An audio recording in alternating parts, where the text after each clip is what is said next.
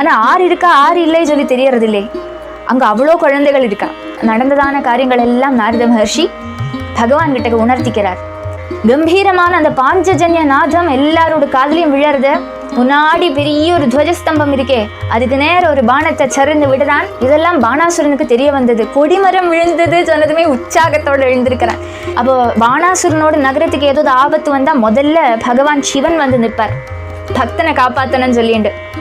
பகவான் ஸ்ரீ பரமேஸ்வரன் தன்னோட புத்திரன்மாரான கணபதி, சுப்பிரமணியன், அதே மாதிரி பூத கணங்கள், நந்திகேஸ்வரன் முதலான கணங்கள் எல்லாரையுமே கூட்டிண்டு பகவான் சிவன் ஒரு பெரிய சேனையை திகட்டிண்டு அப்படியே வரார். காளி, காலபைரவன், வீரபத்ரன் எல்லாருமே இருக்கா. கிருஷ்ண சங்கரயோஹோ, கிருஷ்ணனும் சிவனும் தமிழ் இப்படி ஒரு யுத்தம் நடந்தது பரீட்சித்தே. ஆச்சரியம். சிவானுச்சரன்மாரான பூதங்கள், பிரமதங்கள், குஹ்யகாள், டாகினிகள், யாதுதானாள், விநாயக சகிதன்மாரான வேதாளங்கள், பிரேதங்கள், மாத்ருக்கள், பிசாச்சுக்கள், குஷ்மாண்டங்கள், பிரம்ம ராட்சசுகள். ஜிரும்பகாஸ்திரம் சொல்ற அஸ்திரத்தை விடுறார். அதை விட்டதுமே பகவான் சிவசங்கரன் ஒன்றுமே பிரதி அஸ்திரம் ஒன்றும் விடுறதுக்கு முன்னாடி சட்டுன்னு விட்டு விட்டான் கிருஷ்ணன். என்னாச்சு, அந்த அஸ்திரம் அப்படியே பகவான் மேலே அப்படி பதிச்ச உடனே, சிவன் மேலே பதிச்ச உடனே சிவன் அப்படியே மோகிச்சு போய் மயக்கம் போட்டு தாழ விழுந்துட்டார். எங்கேயோது நடக்குமா இப்படியெல்லாம்?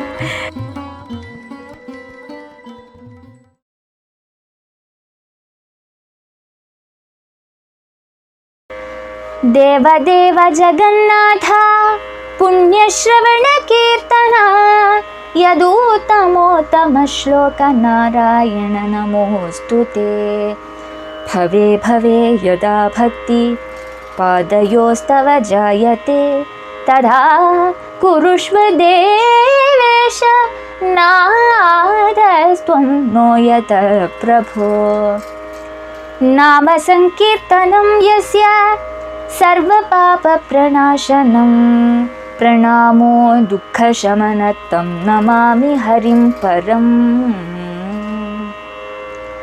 नमो महावदन्याय कृष्णप्रेमप्रदायते कृष्णाय कृष्णचैतन्यनाम्ने गौरत्विषे नमः. हरे रामेति कृष्णेति नाम संकीर्तनं सदा लोकक्षेमाय कुर्वन्तं प्रेमिकं सद्गुरुं भजे. हरे राम राम राम हरे हरे. हरे कृष्णा कृष्ण कृष्ण हरे हरे. गोपिका जीवनस्मरणं गोविन्द गोविन्द.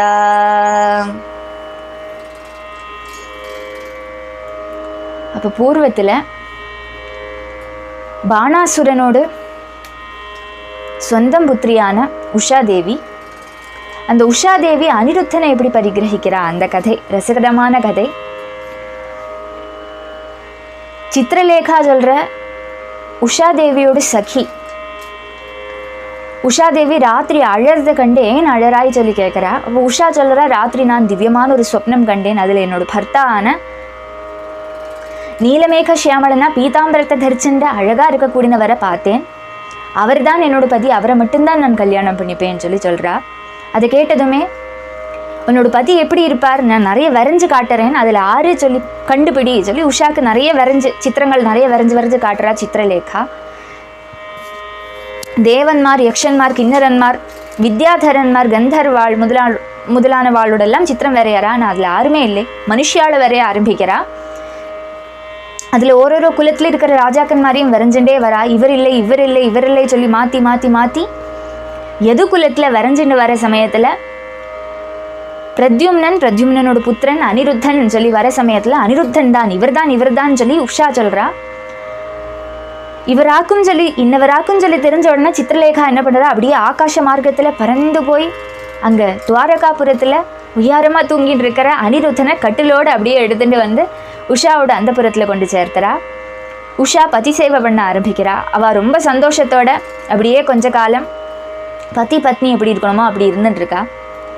கொஞ்ச நாளைக்கு அப்புறம் உஷாதேவியோட அந்த புறத்தை காத்து ரட்சிக்கக்கூடிய காவல்காருக்கு இந்த விவரம் தெரிஞ்சு கொடுத்து புருஷ நடமாட்டம் இருக்கிற மாதிரி தெரியறது அவளுக்கு.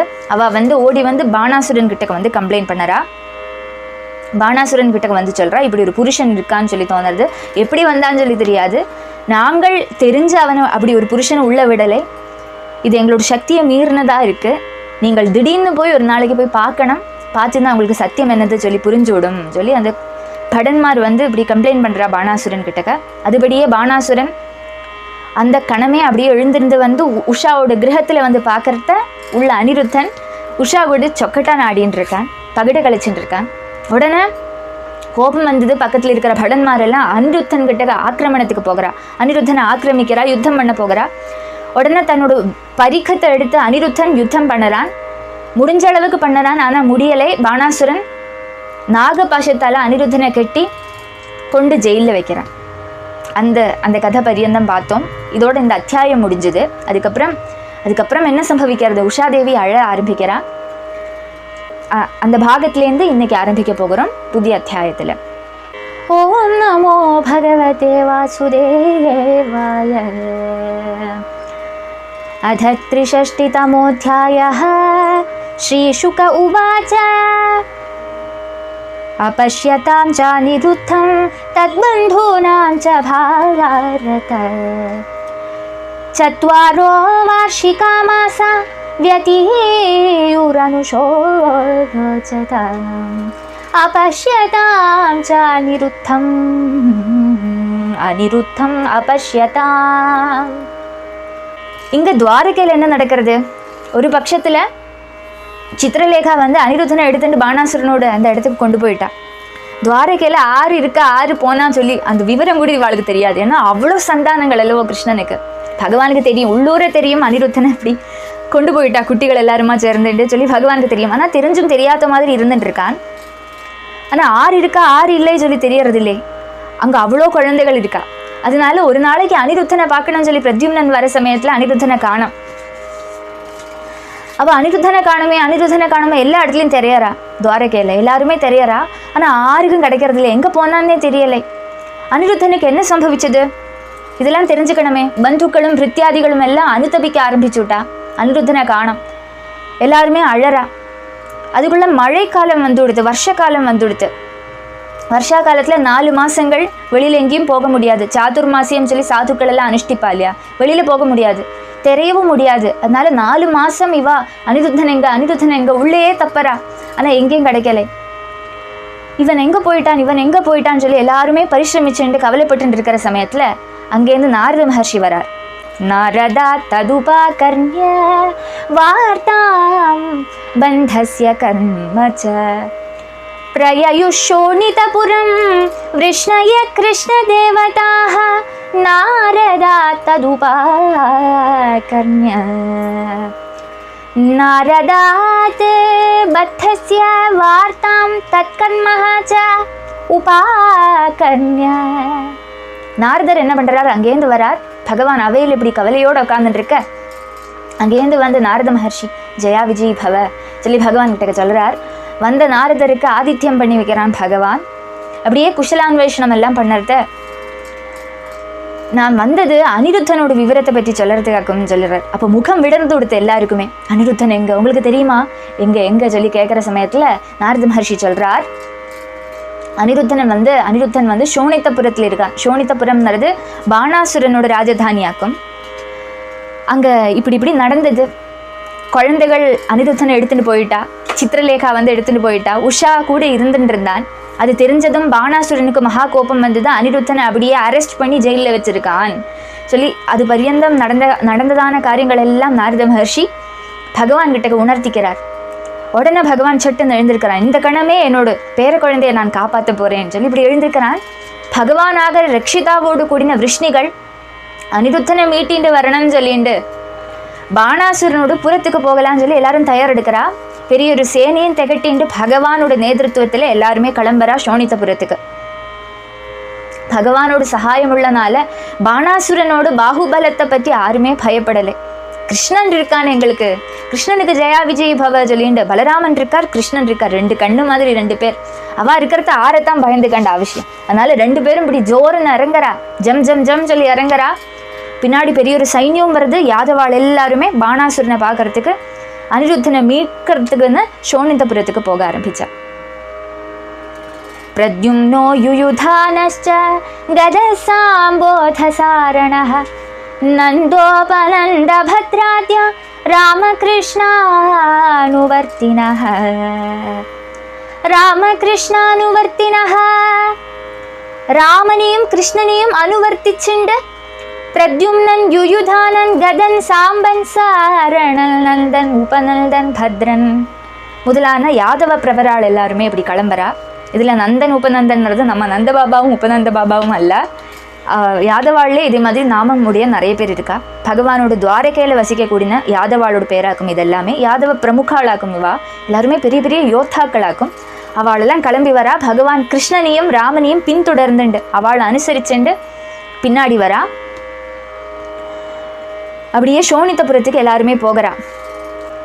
அக்ஷௌஹிணீபிர்த்வாதசபிஹி சமேதா சர்வதோ திஷம் ருருதுர்பாணநகரம் சமந்தாயாத் சாத்வதர்ஷபः துவாதசிபிஹி அக்ஷௌஹிணீபிஹி 12 அக்ஷௌஹிணிகளை திரட்டிண்டு பகவான் இவாளெல்லாம் கூட்டிண்டு சாத்வதர்ஷபாக யாதவ வீரன்மாரெல்லாம் கூட்டிண்டு 4 பாகத்திலையும் பாணாசுரனோட நகரத்தை சூழ்ந்துண்டு விடுறான். பகவான் சோணிதபுரத்தை 4 பாகத்திலையும் வளைஞ்சு கட்டி விடுறான் யாதவ சைன்யத்தால.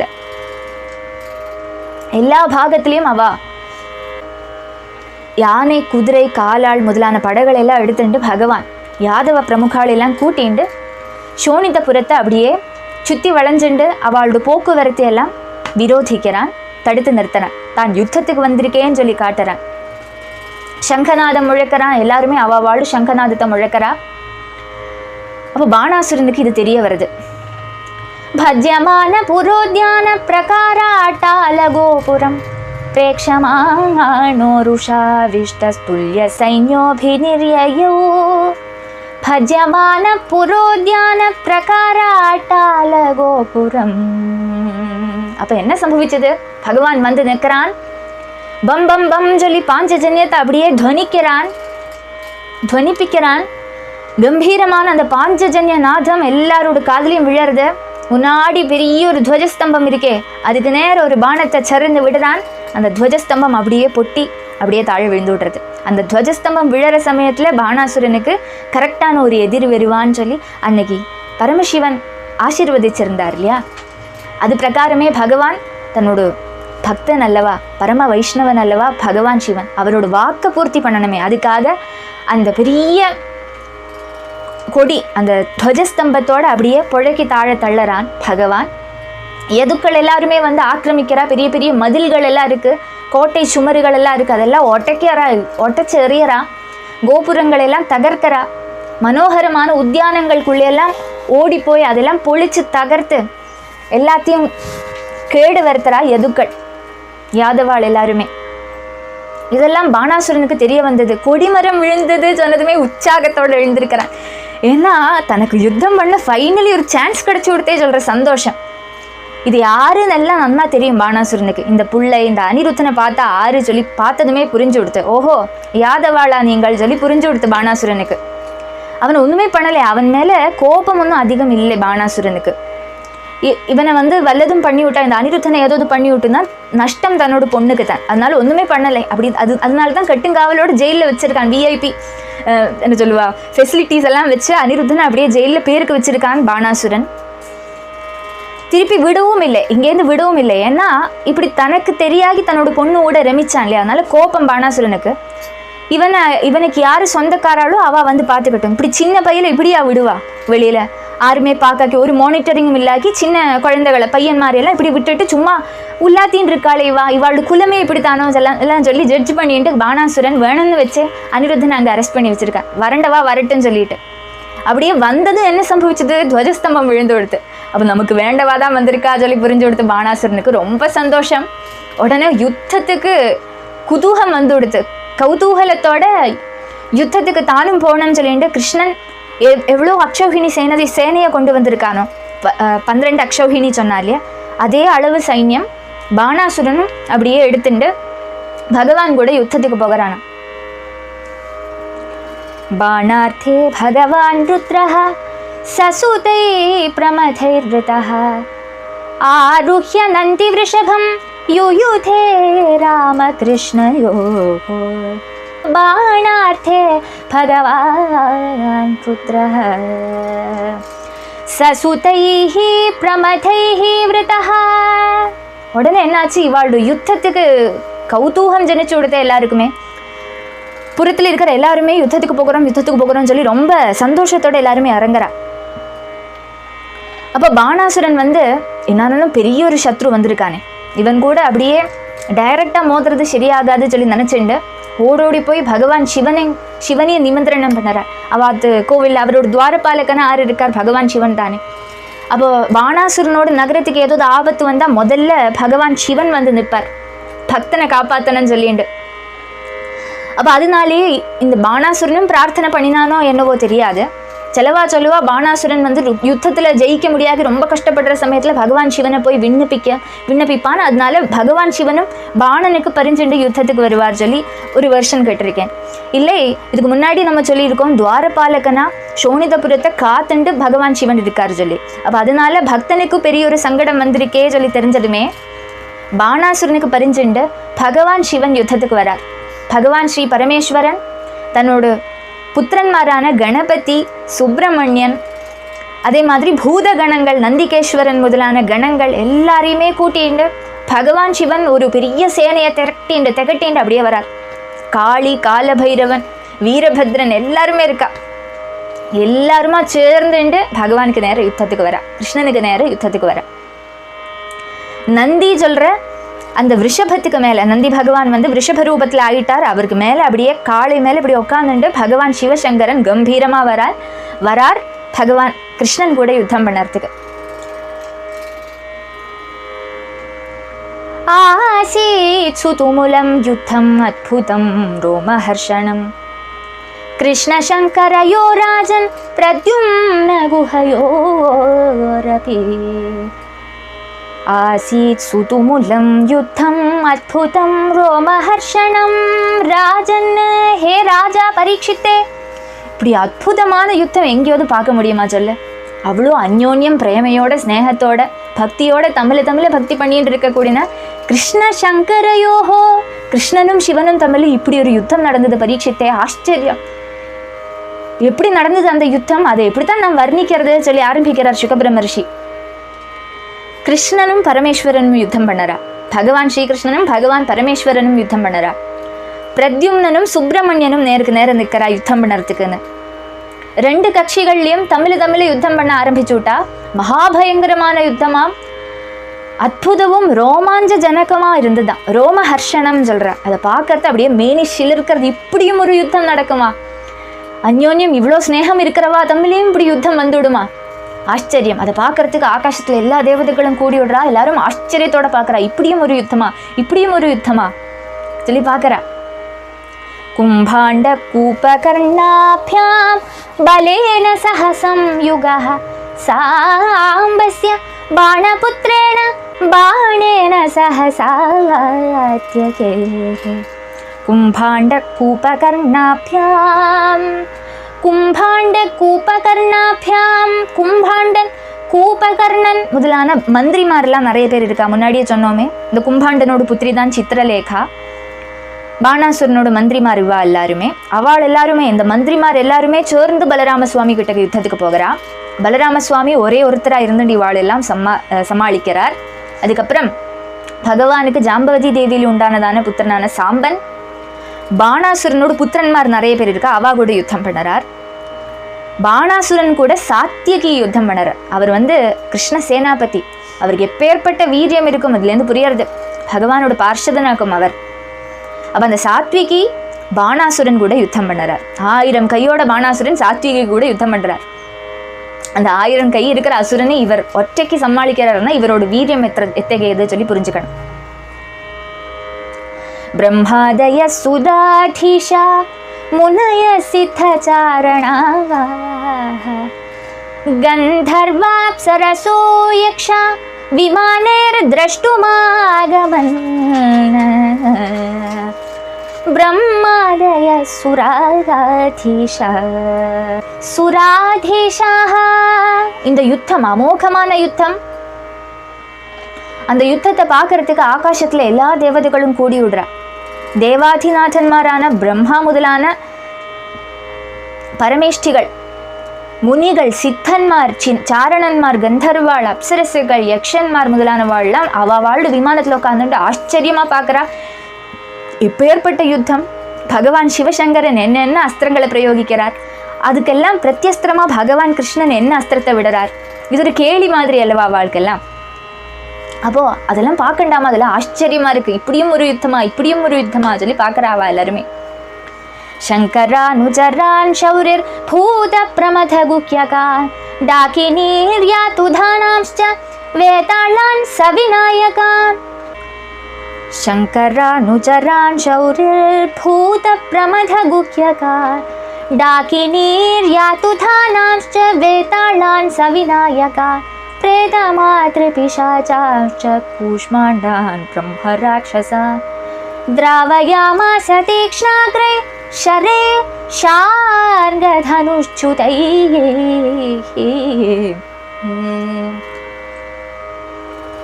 शङ्करानुचरा. பகவான் ஸ்ரீகிருஷ்ணன் அதி தீக்ஷ்ணங்களான பானங்களை பிரயோகிக்கிறான். புங்கானுபுங்கமா ஷார்ங்கத்தை உயர்த்தி பானங்களை அப்படியே விடுறார். அந்தந்த பானங்களுக்கு பிரத்யஸ்திரங்கள் பகவான் சிவனும் விடுறார். சிவானுச்சரன்மாரான பூதங்கள், பிரமதங்கள், குஹ்யகாள், டாகினிகள், யாதுதானாள், விநாயக சகிதன்மாரான வேதாளங்கள், பிரேதங்கள், மாத்ருக்கள், பிசாச்சுக்கள், குஷ்மாண்டங்கள், பிரம்ம ராட்சசுகள் இதெல்லாம் வந்து யுத்தம் பண்ணறதா. எல்லாம் பகவானோட அந்த அஸ்திரங்களுக்கு நேரம் நிற்க முடியலை. அதனோட பிரகாசத்தாலேயே அதெல்லாம் பயந்து நடுங்கின்னு அங்கேருந்து ஓடி போகிறதா. பூதநாதன் அல்லவா பகவான் சிவன். அப்போ பகவான் சிவன் வரத்தையே இந்த பூதங்கள் எல்லாம் பின்னாடி வரும். இதெல்லாம் நேர கிருஷ்ணனுக்கு நேர வர சமயத்தில் பான பிரயோகம் பண்ணறான் பகவான். அந்த பானங்களை கண்டு எல்லாம் பயந்து நடுங்கி ஓடியே போயிடுதான். பிருதக்விதானி பிராயுங்க்த பினாக்யஸ்திராணி ஷார்ங்கிணே பிரத்யஸ்திரே ஷமயாமாஸ ஷார்ங்க பாணிரவேஸ்திம் ஸ்மிதஹ.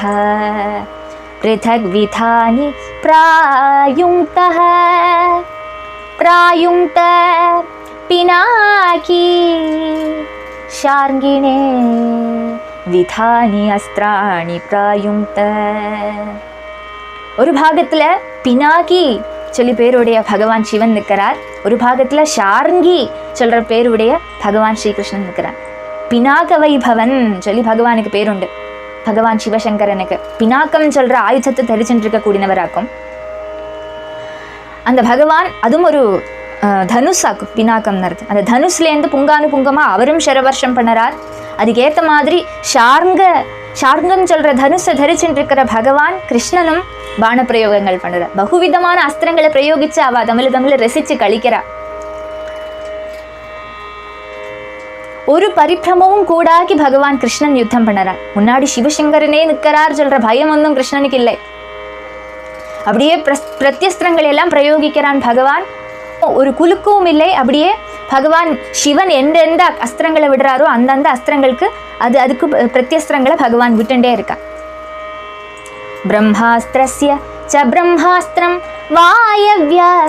வாயவ்யஸ்ய ச பார்வதம் ஆக்னேயஸ்ய ச பார்ஜன்யம் நைஜம் பாசுபதஸ்ய ச பிரம்மாஸ்திரஸ்ய ச பிரம்மாஸ்திரம் வாயவ்யஸ்ய ச பார்வதம்.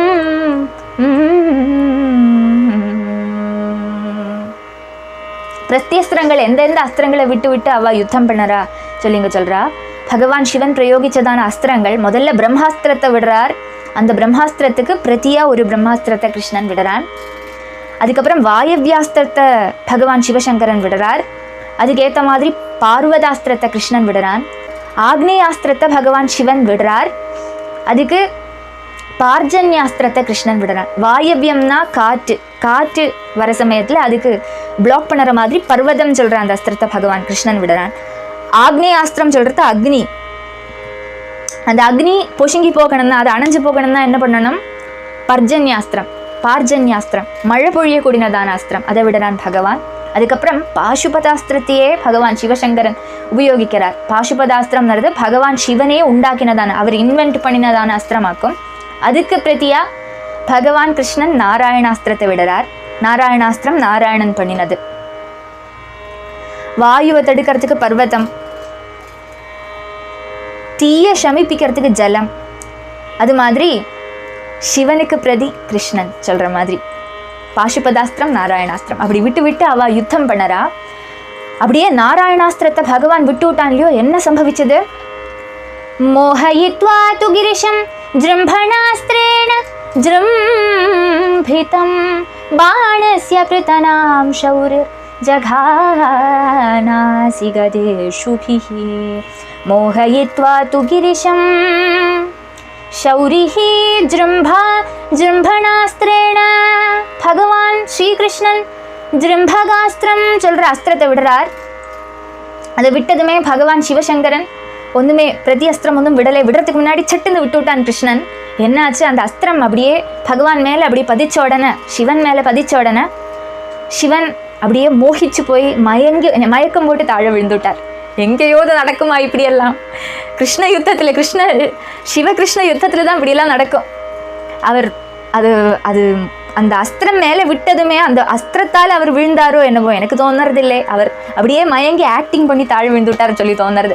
ஏன்னா ஒரு பக்கத்தில் ஆராத்தியன் பகவான் சிவசங்கரனுக்கு ரொம்ப பிரியப்பட்ட பகவான் கிருஷ்ணனை ஆராதிக்க கூடினவர், கிருஷ்ணனை ராமனா கண்டு நித்தியம் ராமநாம ஜபம் பண்ணக்கூடியவர் அல்லவா பகவான் சிவன்.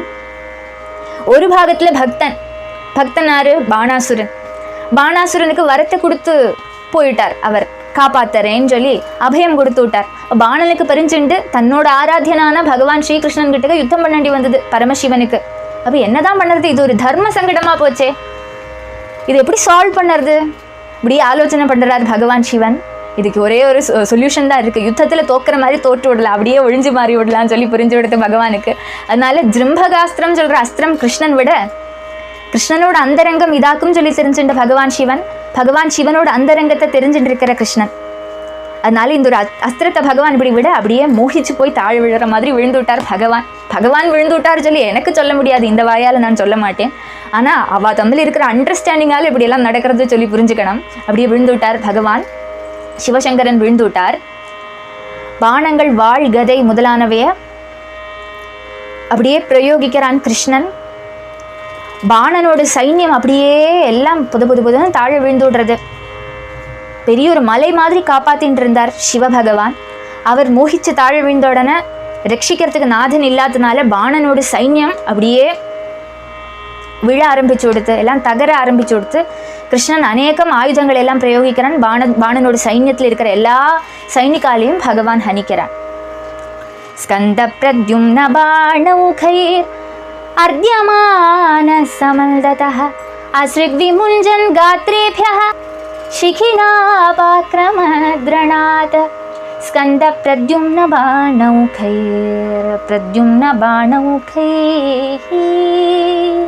என்ன நடந்தது? அதுக்கப்புறம் இங்க வேற யுத்தம் நடக்கிறது. பிரத்யும்னனும் சரவண பவனான பகவான் முருகனும் யுத்தம் பண்ணறா. தேவசேனாதிபதி எப்பேற்பட்டவர் அவர், எவ்வளோ அசுரன்மாரை வதம் பண்ணியிருக்கார். அப்போ அப்பேற்பட்ட அந்த சரவண பவன் முருகப்பெருமான் பிரத்யும்னன் கூட யுத்தம் பண்ணறார். அப்படியே யுத்தம் பண்ணி என்னாச்சு? ஆனால் பிரத்யும்னன் யாரு? சாட்சாத் பகவான் அல்லவா. கிருஷ்ணனே தான் பிரத்யும்னன். வியூகமூர்த்தியில பிரத்யும்னன், அனிருத்தன், சங்கர்ஷணன் எல்லாமே கிருஷ்ணன் தான். சதுர்வியூகமா பகவானே தான் இருக்கான். அப்போ பிரத்யும்னன் கிட்டக்க சுப்பிரமணியன் யுத்தம் பண்ணறார். அப்படியே புங்கானுபுங்கமா வருஷம் பண்ணறார், சரவர்ஷம் பண்ணறார் பிரத்யும்னன். ஸ்கந்தன் மேல அதெல்லாம் வந்து பதிக்கிறது, அவயவங்கள் எல்லாம் முறிக்கிறது, மேலே வந்து குத்துறது பிரத்யும்னனோட பானங்கள். சிவபுத்திரனான ஸ்கந்தன் மேலே அப்படியே ரத்தம் ஒழுகிறதாம். முருகப்பெருமானோட மேலேருந்து தன்னோட வாகனமான மயில் மேலே ஏறி உட்காந்துண்டு இப்படி ஒரு யுத்தம் தனக்கு பண்ண முடியாது, அப்பா மோகிச்சு போயிட்டார் சொல்லி தெரிஞ்சதுமே அப்பாவை பார்க்க போய்விடலாம், இந்த யுத்தத்தை இங்கே விட்டு விடலாம்னு சொல்லி நினச்சிண்டு பகவான் ஸ்கந்தன் என்ன பண்ணினார்? மயில் மேலே ஏறி அப்படியே பறந்து போயிட்டார் பகவான் சிவன் கிட்டக்க. कुम्भाण्डकूपकर्णश्च पेततुर्मुसलार्दितो दुद्रुवुस्तदनीकानि हतनाथानि सर्वतः कुम्भाण्डकूपकर्णश्च कुम्भाण्डः कूपकर्णः च. இங்க பலராம சுவாமி கூட பாணாசுரனோடு மந்திரிகளான கும்பாண்டன் கூபகர்ணன் முதலானவாள்லாம் யுத்தம் பண்ணிட்டு இருக்கா. முசலத்தால நன்னா அடி கொடுக்கறார் பலராம சுவாமி. அவர் கையில ஒலக்கை கலப்பை எல்லாம் இருக்கா, கலப்பையால் விழிக்கிறார், ஒலக்கையால் அடிக்கிறார். அவரோட ரெகுலர் ஸ்டைல் இல்லையா, பலராமனோட ஸ்டைல் அல்லவா அது. அப்படியே கும்பாண்டன் ஒரு பக்கத்துலேருந்து இழுத்து அடி நடிக்கிறார். அதுக்குள்ள கூபகர்ணன் அங்கேருந்து வந்தானா அவனை பிடிச்சு அடிக்கிறார். அதுக்குள்ளே இவனோட பார்க்குறான், இவனை பிடிச்சி ஒன்று கூடி கொடுக்குறார். அப்படியே அடிச்சு அங்கே மந்திரிமாரெல்லாம் போரும்டா என்னடா இப்படி அடிக்கிறான் சொல்லி நினச்சிட்டு அப்படியே ஓடரா ஓட்டம் தாழ விழுந்துக்கிறா. திரும்பி பார்க்காம அப்படியே ஓடி போயிட்டா. அவளோட சைன்யங்களில் இருக்கிற சுவாமிகள் எல்லாம் அப்படி நசிச்சு போயிட்டா. இவாள்லாம் அல்லவா சைன்யங்களை ஒரு பாகத்தில் என்ன சொல்லுவா லீடு பண்ணிட்டு வரா. 4 பாகத்துலையும் சூழ்ந்துட்டு இருக்கா. ஒரு பாகத்தில் பகவான் சிவனும் கிருஷ்ணனும் யுத்தம் நடக்கிறது, ஒரு பாகத்தில் பாணனும் சாத்திகியும் நடக்கிறது, ஒரு பாகத்தில் பலராம சுவாமியும் இந்த மந்திரிமாரும் நடக்கிறது, ஒரு பாகத்தில் பிரத்யும்னனும் ஸ்கந்த பெருமானும் நடக்கிறது. அப்போ அந்தந்த பாகத்தில் அந்தந்த திசைகளில் இருக்கிற பாணாசுரனோடு பக்கத்தில் இருக்கிற அந்த பாகத்தில் இருக்கிற யுத்த வீரன்மாரெல்லாம் இப்படி தோட்டு போய் எல்லாரும் புறமந்துக்கிட்டு ஓட ஆரம்பிச்சு விட்டா. அசமர்த்தன்மார அப்படி போயிட்டா. அவள் திக்கில் எந்த திக்கிலேருந்து வந்தாலும் அந்த திக்குக்கே எல்லாரும் ஓடி போயிட்டா. இப்படி ஒரு யுத்தமா இதை ஜெயிக்கவே முடியாது சொல்லி அவள் தீர்மானமே பண்ணிவிட்டா. பாணனோட சைன்யம் அப்படியே தகர்ந்து தரிப்பணம் ஆகிடுத்து. அதுக்கப்புறம் என்னாச்சு, இதுவரை தான் எடுத்தோம் இல்லையா. ஓகே, யுத்தம் ரொம்ப கௌதுகத்தோடு இருக்கு இல்லையா, அதனால எங்கே முடிஞ்சதுன்னு தெரியலை. அதுக்கப்புறம் என்ன சம்பவிக்கிறது, எல்லாருமே அந்தந்த திசைகள் கோடி போயிட்டா. அதுக்கப்புறம் என்ன ஆகிறது, பகவான் சிவனுக்கு என்ன ஆகிறது, கிருஷ்ணனுக்கு என்ன ஆகிறது, பாணாசுரனுக்கு என்ன ஆகிறது, அதெல்லாம் நாளைக்கு தெரியும். நாளைக்கு வாங்க. ராதே கிருஷ்ணா. கோபிகா ஜீவன ஸ்மரணம் கோவிந்தா கோவிந்தா. ராதே கிருஷ்ணா.